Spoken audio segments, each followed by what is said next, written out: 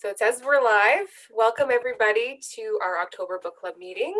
My name is Erin Labar. I'm your Free Press Book Club administrator. I answer all your questions and deal with the giveaway stuff and basically just run the book club.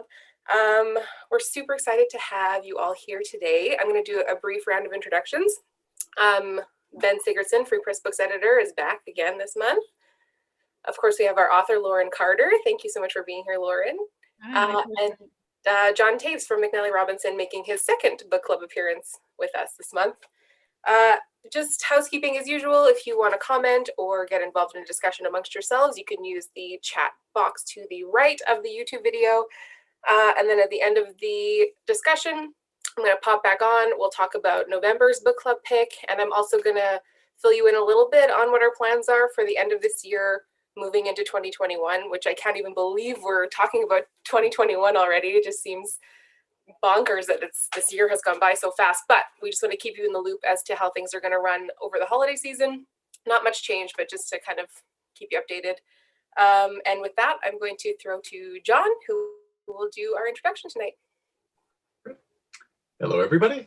I'm delighted to be here tonight to talk about Lauren Carter's wonderful book, This Has Nothing to Do with You.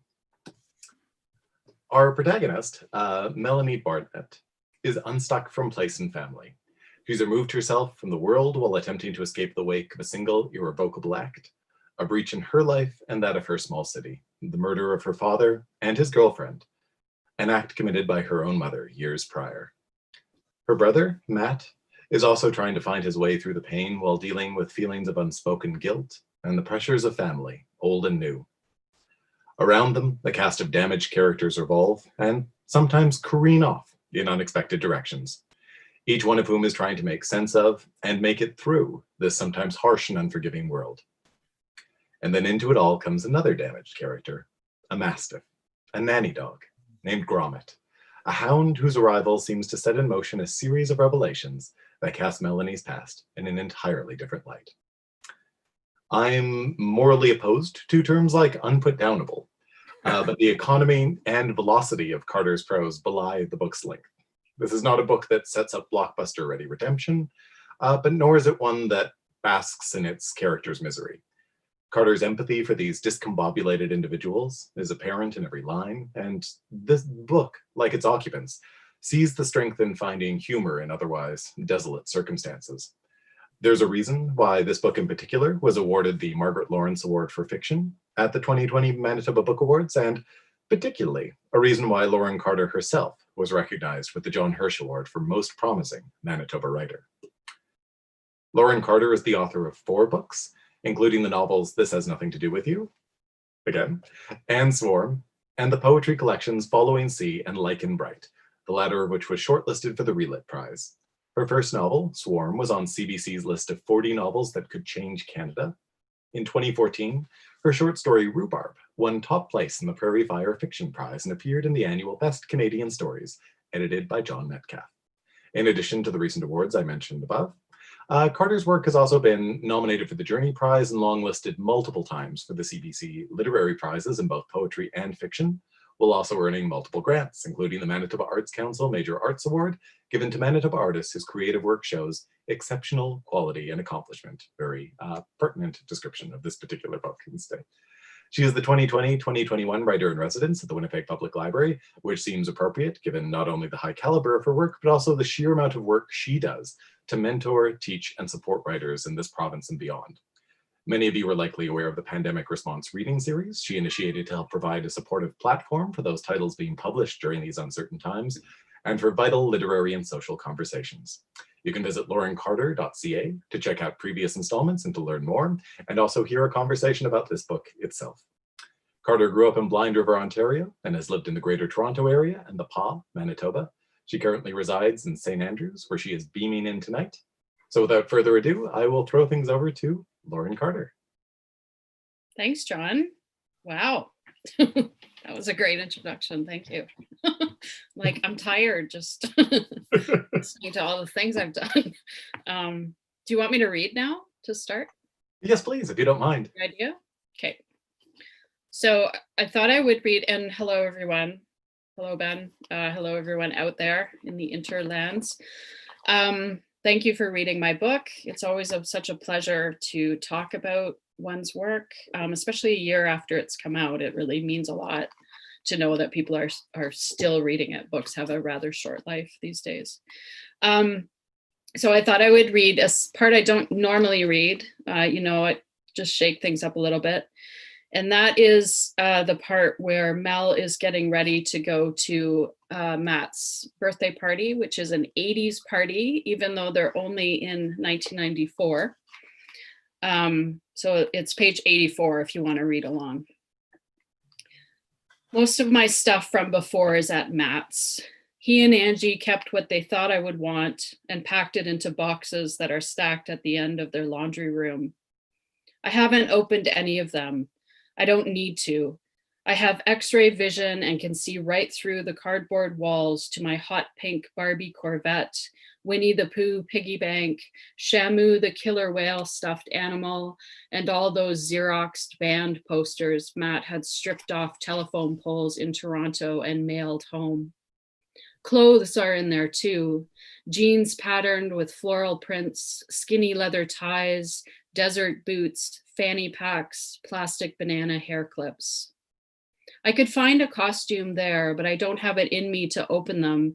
So I load Gromit in the car and head out to search for 80s clothes, like the neon orange sweater I'd bought with my allowance one shopping trip to the Sioux.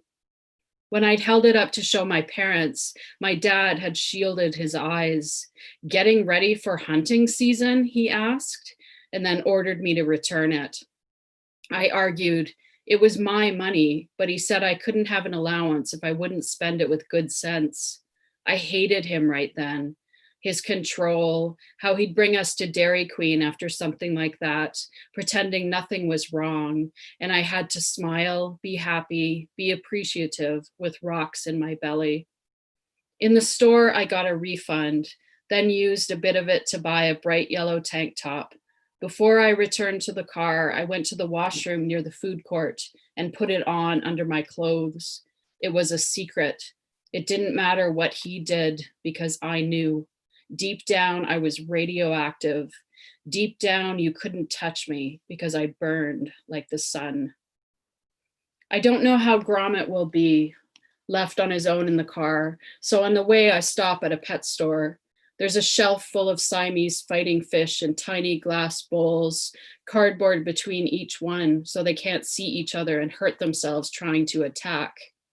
I'm in too much of a hurry to decide between the one with the shimmering blue fins and the orange one puffing its side gills, so I just grab a treat for Gromit.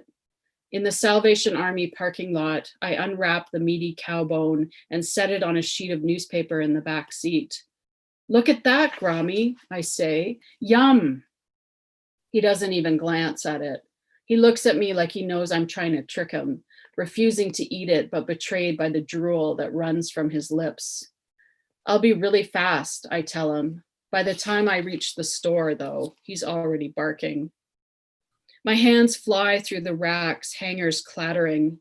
Within 10 minutes, I've got a pair of acid-washed jeans, a green cable knit sweater with a wide neck that will droop over one shoulder, and a long string of white plastic pearls to knot between my breasts. I don't try anything on. The outfit costs $7, and putting it together, remembering how I used to dress, is even kind of fun. Gromit has not touched the bone. The newspaper beneath it is shredded. Grease spots speckle the gray fabric of the seat, and there are gnaw marks on the gear shift. I touch him lightly on the back of his head, and he cries out, a high-pitched plaintive whine that sounds to my ears like, I'm sorry, I'm like this." My eyes smart. I toss my clothes in the back and drive all the way across the city to let him run along the frozen beach as the ice, broken up near the shore, tinkles like chimes. By the time we get to my apartment, he's calmer and has discovered the bone, and I can barely manage to carry it and everything else, my bags, the handle of his leash, because he keeps leaping up, convinced I'm now taking it away. "Stupid dog," I say. "Dumb dog, you have to wait." I picture Frankie in a neat square sit, waiting for my father to give him the command to eat his dinner, saliva sliding from his lips like thread. How did he do that? For a quick stabbing moment, I wish that I could call him, say a few forced niceties to his girlfriend, listen to his footsteps as he walks to the phone. I'll come right over, he'd say. I'll show you how it's done. But of course he wouldn't. Even when I was a kid, he didn't have the patience to show me. The few times he helped me with my homework, I ended up in tears because I couldn't grasp the math equation or keep my cursive on the line. And if life was that different, I wouldn't even be living here. I'd be down south. I'd have finished 3 years of university. I'd be well on my way to becoming a vet. I'd know so much more than useless facts, like how dogs' nose prints are as unique as fingerprints, and every dog's skeleton has 321 bones. I'd know how to help Gromit get better. I'd have a fulfilling life. I'll just end there. That was great. That was a great little portion to read. And thank you very much for doing that. We've got between John and I, probably we can sort of bounce back and forth between a variety of great questions that were submitted by readers and book club members or whatever, and anything that also, pops into our head off the top of our head or whatever. One thing I usually tend to start off with sort of when I'm talking to authors, and we talk sort of in advance of this or whatever, but it also came up in one of the reader questions from Vivian Sullivan. Said, she says, what was the origin of this book's story and its themes and characters? So that's sort of a big overarching question, but maybe if you could give us a little bit of insight into the origins of the book. I know that Mel came from there are characters that sort of originated in other stories, correct? Yeah. The first of which I think was Rhubarb.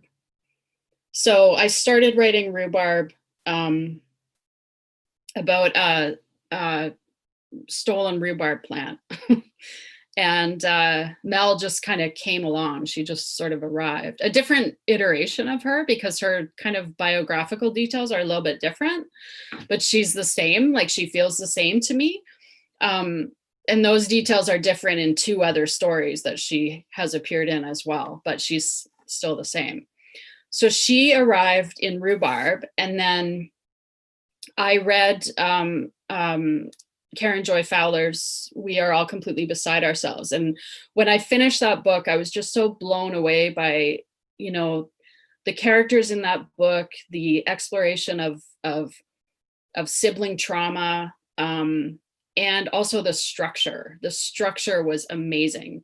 And it just, drove me to my desk, and I immediately started writing this novel using that first scene that I'd always kind of had in my head as something that I wanted to write. And I actually thought I was writing another short story because I was working on these linked stories with Mel, and it just kind of kept going. And I sort of thought, okay, I think maybe this is a bigger thing. And part of the impetus for continuing it too was just being able to dwell in that relationship, that sibling relationship, which I'd always wanted to write about. I'd always wanted to write about a difficult brother and sister relationship. So it just kept going at that point. And I think I write a lot about trauma. Most of what I write is actually somehow having to do with trauma of some sort or another. So this was one way to kind of explore a variety of traumas, right? And how we encounter each other through varying difficulties in the world. Yeah. Well, and so what was the experience like of writing about trauma in a longer format, like a novel, versus, say, in your poetry or in your short fiction? Like, do you sort of give yourself a little bit of room? You're provided or offer a little bit more room to sort of, move towards and away from those sort of core feelings of trauma? Yeah, absolutely. And that's how Gromit came in, right? Because I wanted some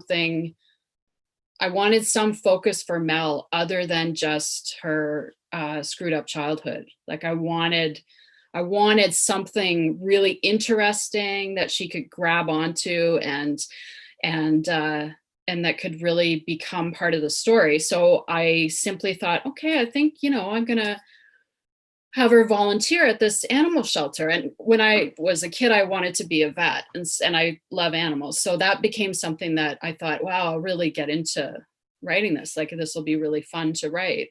And then this dog appeared, and Gromit just became another character. He became much bigger than I ever would have thought. It just kind of happened as a way to turn away, right? To have stuff happen so that the reader could be with Mel and be doing stuff and be in the landscape and be driving somewhere, looking at apartments, rather than just kind of sitting thinking about, things are so hard. I have to talk to Matt. I have to talk to Matt. you know? Yeah.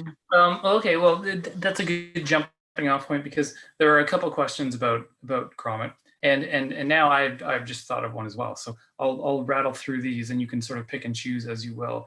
And then I don't know, John can sort of follow up with any questions that you might have about dogs or otherwise. Okay. So where were they? Okay.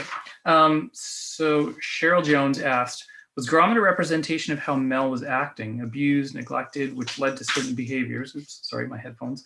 Dean Scaletta asked, is Gromit's life story an allegory for the lives of the central characters? Is that story an amalgam of their various experiences, secrets, anxieties, fears, and generally ineffective coping mechanisms?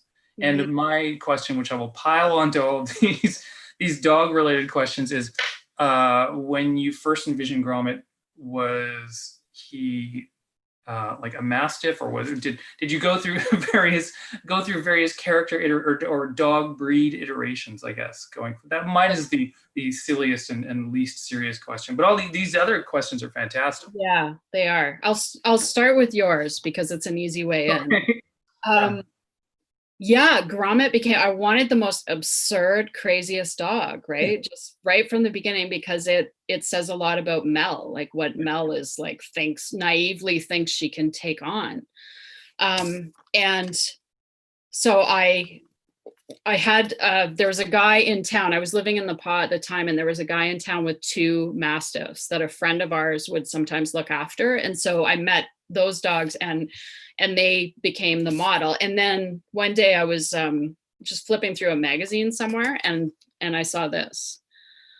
And so I tore this out, and I thought, that is Gromit. So yeah, and a lot of his behaviors came from dogs I've had, or my dog Moet, who also has a cameo in the book. Mm-hmm. But yeah, and then in terms of him kind of as a metaphor, I think so, but it was not intentional. I think he became that, but really he was a character for me. He was very much simply part of the story, and I didn't intentionally go about thinking I'm going to have this really abused dog who is going to, thematically represent being in prison and then being free. But he did. I think he is very much a part of that central question to the book of how do we care for each other, especially with his story, right? He was imprisoned, like Mel and Matt's mom was kind of imprisoned, like they all are in a way imprisoned in some way or another. So yeah, he became that, but it was not kind of intentional. It was sort of just one of the magical things about investing in a character and really trying to bring them to life. Yeah. Gotcha. John, would you like to jump in with anything, follow-ups, anything else? Any other directions you want to go? No, I'll ease along the Gromit path for one more second before diverting things somewhat. But the one thing I was curious about, or that I thought you did exceptionally well in the book, is you represent the experience of looking after or taking on a rescue dog as something that is very difficult. So in some books, you would see it just follow a single, very smooth redemptive arc, where it almost just works very metaphorically. How important was it to you to actually include the pain and difficulty of the process, and also the possibility of failure within it? And how do you feel that reflected on the book as a whole? Yeah, that was really important to me, because at the time I was taking in a few foster dogs with the rescue up in the Paw. And that was something that was very that had a huge impact on me moving up there was being witness to so many dogs that needed new lives and new houses. And I really learned that it's not always easy. Like, we took in this one dog for a week that we couldn't keep because she was so crazy. She'd been so abused that it was hard to even love her, because she would get hyper jealous if you gave her any affection, and then she would get aggressive towards our dog. So it was I really realized the complexity of those situations and how, and I think somehow that worked its way into the book, because I think that sort of speaks to Mel beginning to understand the complexity of her childhood, right? And that it wasn't so simplistic, that she had to kind of uncover these secrets. So I think understanding the complexity, and that there are no easy answers. And even looking, on a bigger scale, looking at the situation in Rwanda and trying to find answers, trying to find ways. It was, it kind of it started echoing. Yeah. That's so interesting that the Rwanda, sort of the backdrop of the Rwandan genocide story is so fascinating, and Matt's obsession with it. And when we talked before, I mentioned, like for a previous piece in the Free Press, sort of as a preview for this, I mentioned, when I was in high school, it was the big thing was the O.J. Simpson highway chase or whatever, and then near the later part of the book that actually does come up, so, which I thought was really fascinating. But the attention to detail around both sort of the sort of in the background story of the Rwandan genocide, as well as sort of the attention to detail throughout the book, is quite fantastic, and the way that you're able to sort of really capture the just the essence of the time, as someone who grew up in the time. And I don't think I really had a question to go with that. I just sort of started talking about it, but it was fascinating to me that the way that story sort of, there's the trauma of that event sort of living in the background, and Matt's sort of becoming overwhelmed or all encompassed by it. Meanwhile, in an attempt to sort of divert from the traumas of his own life and the tragedy that has sort of enveloped him and his sister. Yeah. Still Yeah. not- Yeah. Well, yeah. I mean, and I think at that time when Rwanda was happening, it was really, if you were interested in world events, it was hard to not know, and it was hard to not every day, kind of like now, right? It was hard not to look at the news every day. And so I think that was something that I wanted to do without it being set in modern times. Because modern times, it's sort of hard to write about staring at Twitter and doom. What do they call it? Doom scrolling. Doom scrolling. Hours a day. There's not really much narrative possibility there. He looked But at his this phone stuff again. with Rwanda, I just want to say that I actually went to CBC in Toronto and asked them to screen for me newscasts from the Times. And so I got a lot of descriptive material from sitting in one of those little rooms and having them bring me like video cassettes and watch the news anchors with their 90s ties. And yeah, That's fantastic. We did just actually have a question sent in, like while you were talking earlier, from Heather Secord. She said, was the murder story your inspiration, or did you hear about it elsewhere? I sort of know the answer to this question because from when we talked before, but I think it's fascinating probably for people to hear where the inspiration for that the crux of the story, the murder came from. Yeah, so the murder was a murder that happened the night of my high school graduation. So that my brother and I were at the graduation party at somebody's camp on a lake, and then in the morning we drove back into town, and there were police on the road with shotguns and stuff.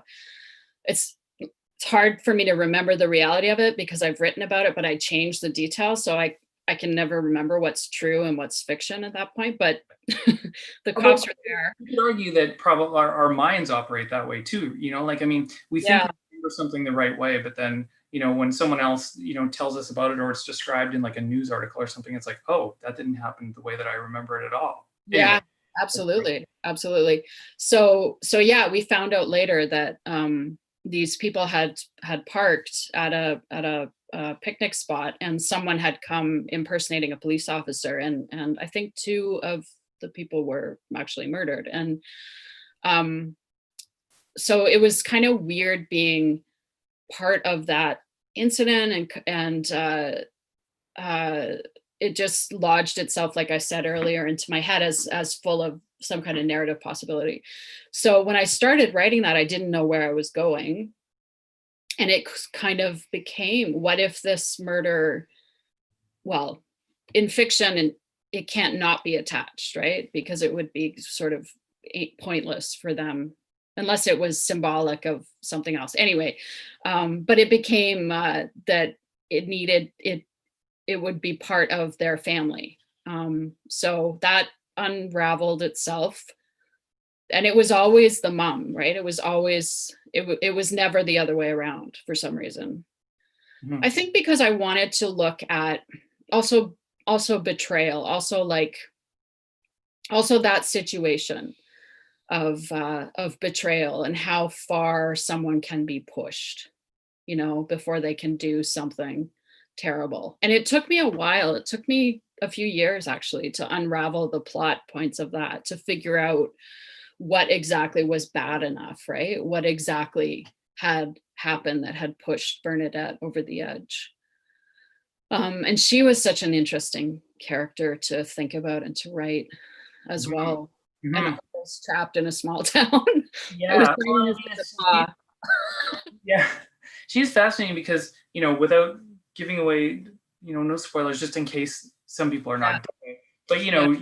she exists sort of on the peripheries of all of these hundreds of pages or whatever. And then at the end, we get more of a direct um, picture of her. Let's just put it that way, just in case. And suddenly it's just, you've had all these feelings about her one way or the other, sort of all the way through the book. And then once she's actually on the page, it's like, in some ways, your feelings of her are subverted completely, because you're suddenly, after all of this, you felt anger, and you felt, sort of horror and stuff like that. But then by the end, it's like there's this underlying sort of empathy for her that is just that I thought was just such a great turn in the book. Yeah, it's and it was really important for me to do that. It was really important for me to have her as someone who'd been kind of, responsible for this event that fueled the whole story, to have her be on the page, to have her be there. That was really important to me. And so that was a really enjoyable scene to write, right? When Mel finally, encounters her. Mm-hmm. Yeah. Well, okay, here's an adjacent question, also from Cheryl Jones, on the subject of the mother. It's sort of a logistical sort of plot thing. Were you tempted to twist the plot and have Matt commit the murder, but Mom take the fall? That didn't even occur to me. So no. That was an easy question. Yeah, I mean, that could have happened. Well, wait for the TV adaptation, right? And that'll be the big plot twist right at the end. Yeah. John, do you have anything you want to jump in with? Or? Oh, absolutely. What I was going to say, just as a brief sidebar, was the thing I loved about this book that would set it apart from, say, a lot of books that have a murder at their core, is that the revelations never felt like they clarified. They always complicated things even more. So even at the end, you never got the sense of just a satisfactory understanding of the situation. You certainly understood the characters more, but at the same time, it just felt complicated, like life. There were no simple answers and no easy resolution for anyone. And I really appreciated that. But on the topic of character, we did have a few questions about character from some of the people in the book club. So I was wondering if we could wander in that area. Vivian Sullivan was wondering about the origin of the story's themes and its characters, and Judah was wondering how you developed or kept track of your characters. So I guess one entry point into character is just asking, was there a particular character who appeared to you along the way that just seemed necessary? Somebody who took you by surprise that you didn't originally envision being in the book? Yeah, Sophie. Oh, okay. Sophie just kind of like showed up, and I was like, oh, wow. Okay, who's this weirdo? And that was after Owain, who also I think you could say was part of that. Because I mean, I was writing these friends, right? Lara, Josie, and Mel, and then suddenly there's this guy Owain, and I did not intend that for him to kind of become a sort of complicated love interest. Which I had to work on that a lot and really find my way to making that relationship pull details out of Mel, right? Sort of show another side to her, I think. Yeah. So yes, and Sophie too, and Ted, and they kind of appeared out of nowhere and wove themselves in. I mean, I say wove themselves in because it's hard for me to remember intentionality behind things. Like, I don't feel like I'm not one of those writers who sort of maps things out and like designs a character and does that questionnaire, like, what does she have for breakfast and what's in the trunk of her car. I don't really do that. I just kind of, they show up sort of like dream characters, and sometimes I have to wrestle with them, but more in my first book. This book was easier in that sense. The people became themselves more quickly than in Swarm. Yeah. And yeah, someone had asked about Lara as well. Like what was her role to you? This is from Cheryl Jones again, actually. Was she a mother figure? Not. When I say what was the role of Lara to you? I don't think she means, was she a mother figure to you? But in the book, was she a mother figure, interventionist, Mel's conscience, something else entirely? I thought that relationship was really interesting because we experienced most of it in the past, in the the trip to down south and stuff like that. But then sort of the reconciliation closer to the end of the book was one of my favorite parts. Mm-hmm. Yeah, I think Lara is her guide in a way, right? She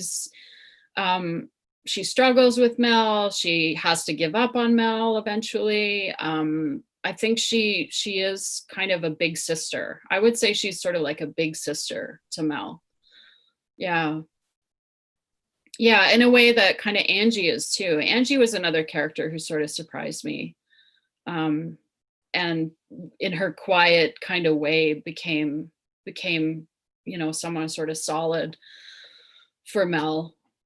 Yeah, but I think Lara, Lara's an interesting character. I would like to write more. I think of any of those characters, Lara is the one that feels like I haven't fully explored, and I would like to see her in more work. Mm-hmm. Yeah. I had the same feeling at the end of the book too, where I had so many questions about Bernie, and I had so many lingering questions about Matt as well. But as I thought about it, I thought, oh yeah, like it would be so fascinating to see this, like the story of Lara, and what happened between being down south with Mel and coming back up north and becoming an artist and all of this stuff. And it was just I had many questions. Yeah, and that Lara's in a short story, and this with her brother, like after her brother dies. That story is a separate short story, which hopefully will be published at some. Well, it has been published in a journal, but. Okay, I'll have to search that out. John, do you have anything you want to jump in with here? Or? Oh, certainly. There's a question from Betty Couris, who very much enjoyed your book and would like to have tea with Mel. She was wondering, when you were developing Mel, did you feel, as Betty did, that she was experiencing post-traumatic stress disorder? Yes, absolutely, for sure. That is part of the whole thing, right? That propulsion to run away, the kind of reckless behavior. Yeah. Short answer, yes. I had someone stand up at the book launch at McNally. I don't know if you remember, John, or if you were there, but somebody stood up and asked if I had ever thought of referring any of these characters to a counselor or help them with mental health assistance, which was a very good question, actually. But yeah, she definitely had had PTSD and could have used some help. And I thought that was a good question that person raised too, because if I thought about it more, if I wasn't so entrenched in them and in their denial and stuff, I may have put more of that in, like someone seeing them, because nobody really sees them except for Angie. Angie sort of sees the struggle, but nobody really, even Sophie doesn't really see, like, maybe you need some help. Yeah. Mm-hmm. Which I thought was interesting, because in a way, I think Mel is also doing that thing that you do after trauma, which is to minimize, right? Mm-hmm. She's kind of like, yeah, this is what happened to me. And she doesn't ever really see that maybe she could use some help. Maybe she could find a way that way.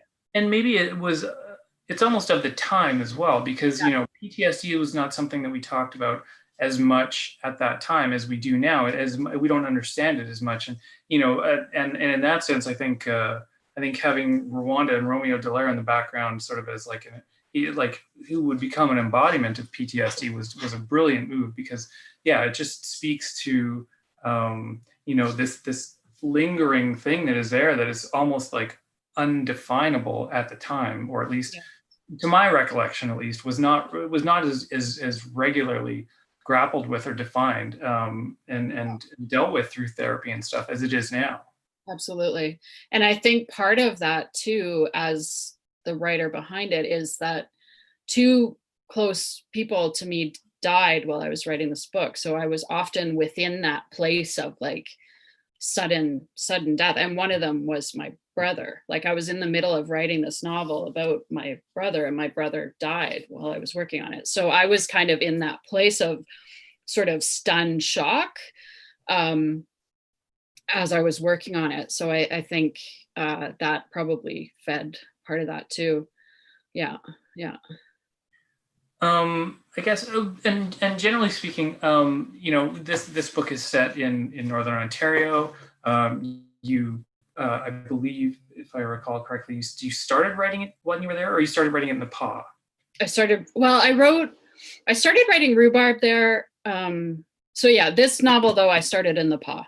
Yeah. Right. So it's interesting now to sort of, you're sort of jumping back, like, a year after its release date, and then, so many years before that of having written it, and then so many years before that of having lived there, and then, moved here, lived in the PA, live in St. Andrews now.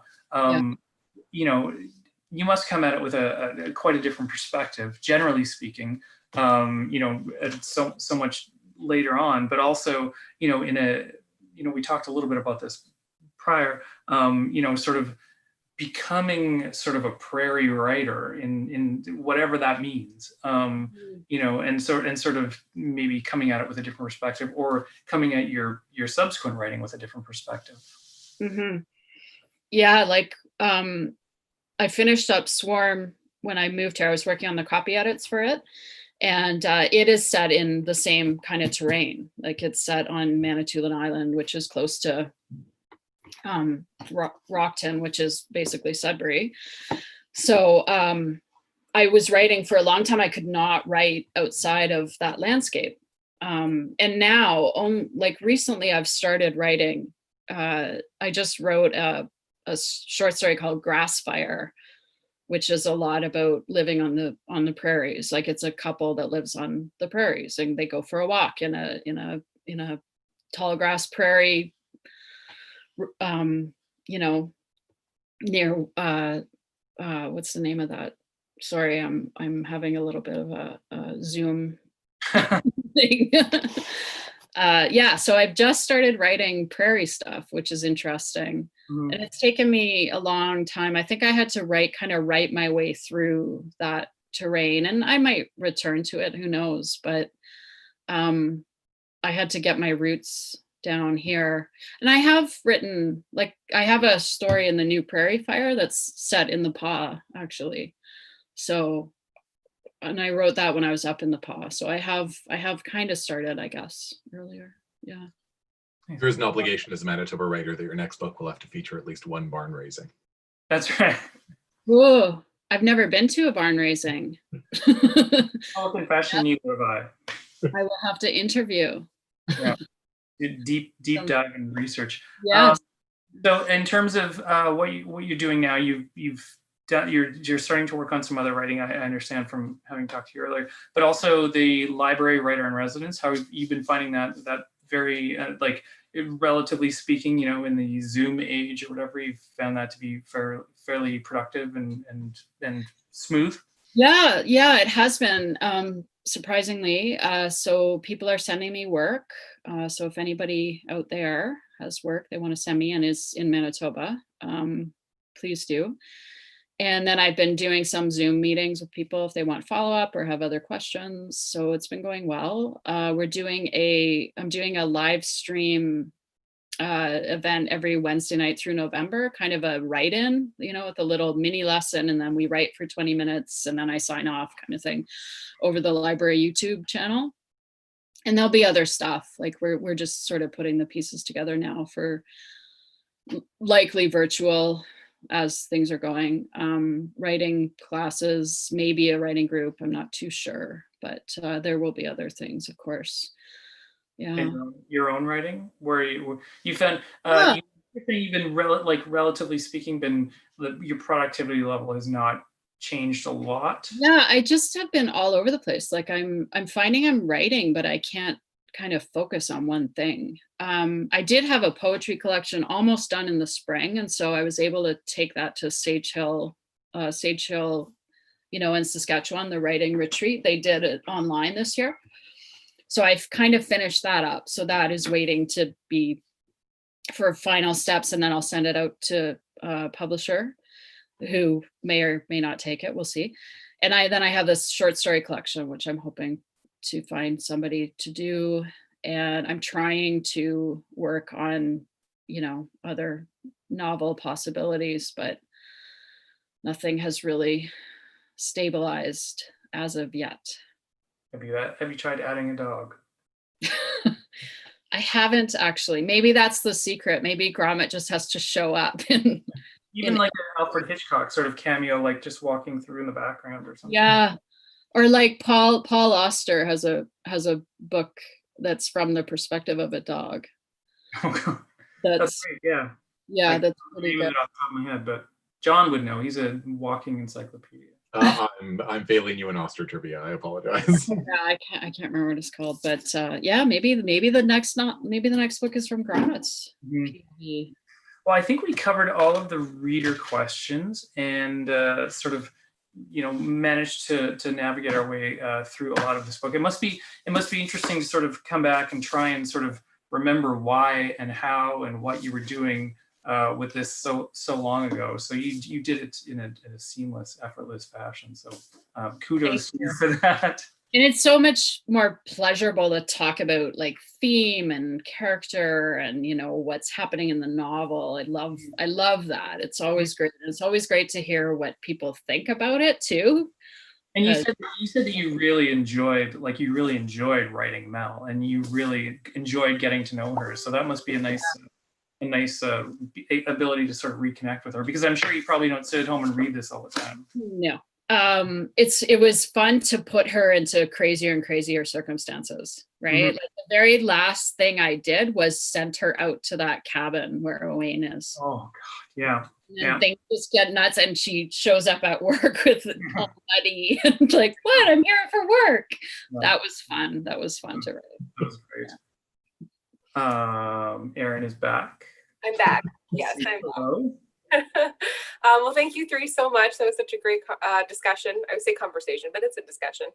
And now we're going to talk about next month's pick, which Ben is going to show off because I actually do not have my copy yet. It is Blackwater by David A. Robertson. I'm so excited to read this. Normally, I try to read it before you guys. I try to at least get halfway, but I don't have my copy yet. So we're going to be reading it all together. I'm just sorry, Ben's read it. He knows what's up. I'm just going to read a tiny piece of the book blurb on the back. Structured around a father-son journey to the northern trapline where Robertson and his father will reclaim their connection to the land, Blackwater is the story of another journey, a young man seeking to understand his father's story, to come to terms with his lifelong experience with anxiety, and to finally piece together his own blood memory, the parts of his identity that are woven into the fabric of his DNA.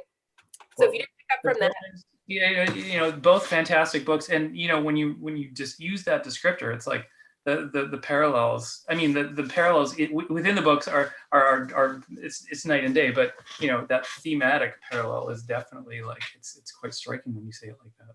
yeah. So if you didn't pick up, it's a nonfiction. It's a family memoir. Some people who, if you had kids that were in our summer reading challenge over the summer, you'll recognize David's name because one of his YA books was in our 13 to 15-year-old category.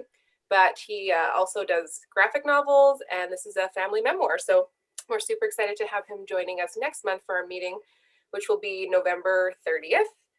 And then moving forward into December, I'm not going to tell you what our book is, but we made the executive decision to not have a meeting at the end of December, just because even with COVID, holiday time is going to be super busy. We want to give time for people to read the books, not feel like they're rushing, and then trying to do a meeting in that week between Christmas and New Year just felt like a very bad idea. So we're going to give you all of December, all of January to read that December pick, and we will meet again at the end of January. Yes, and then we may be offering a bonus pick if you finish that book early. We won't have a meeting for it, but just a suggestion if you are looking for something to read in the new year. I think that might be everything. Those who win the giveaway, I will reach out to you tomorrow morning. I'm hoping that the books are on my desk when I get into the newsroom, but we'll figure it out, and I'll be in touch with 2 people tomorrow who are the giveaway winners. And then if anyone, sorry, one more thing. If anyone had tried to sign up for the mailing list last week, we had some technical issues. So if you weren't able to do it last week, everything is working now. So you can go back to our book club landing page and sign up again if it wasn't working for you. And I think that's everything for today, but thank you all for watching and joining us tonight. Thank you, Lauren, for being here and writing this amazing. Yes, thank you, Lauren. So much. That was very enjoyable. And thanks to John and Ben for your leading of the discussion and your contributions. Good night, everybody. Good night. Good night. Thank you again. Thank you.